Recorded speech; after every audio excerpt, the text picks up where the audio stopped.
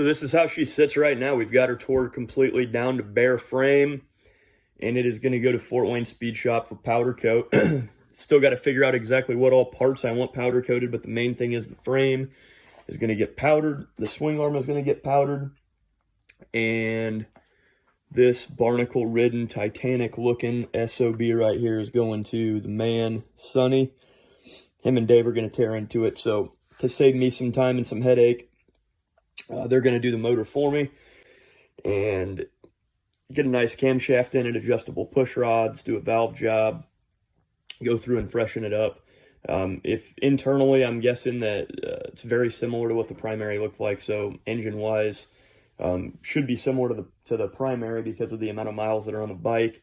Again, a lot of this stuff is going to come off with bead blast.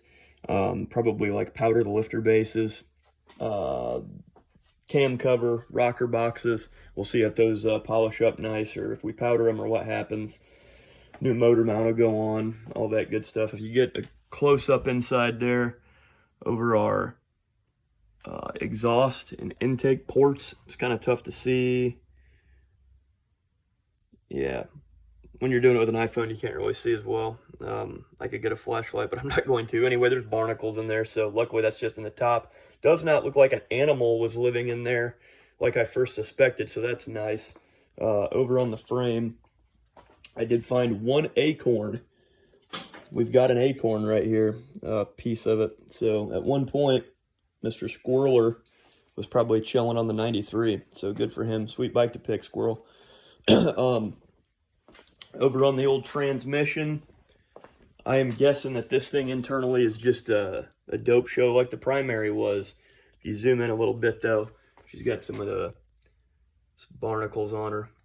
Needs bead blasted, needs polish, triple trees, all that good stuff, in the parts. But yeah, actually, I'll show you this while I've got it out if I can get enough light in here. I don't have the best lighting in my garage.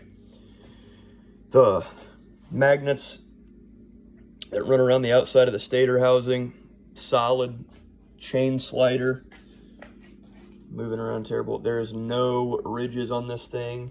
So that's all good news. And then the wheels, I am going to pull this rotor off before I take it to Speed Shop.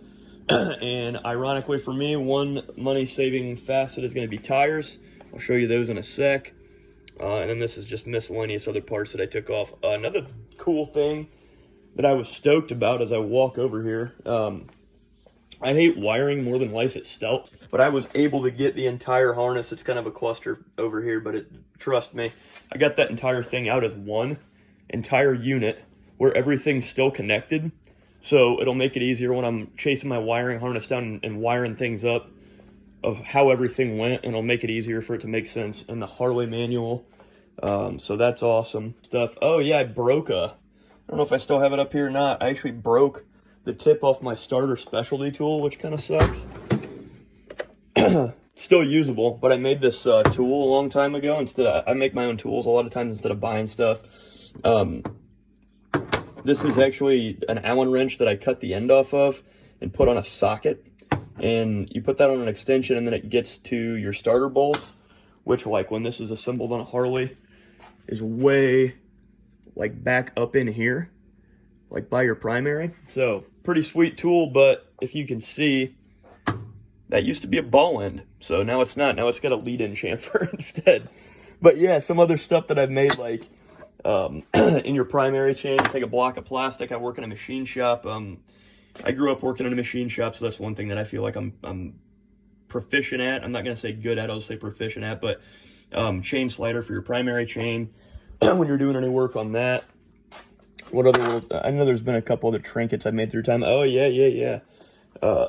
Newer bikes, O2 sensor plug remover, so you can keep the pigtail on it. Drop down through this little groove right here. All that good stuff. You know. Oh, yeah, how about this guy? Another old scrap piece of plastic.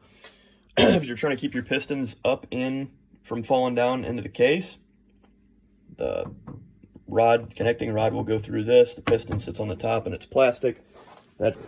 Anyway, that's what's going on. I got about 3 hours of sleep last night because one of my homeboys in the organization I ride with had a bike breakdown. We went back to the shop last night.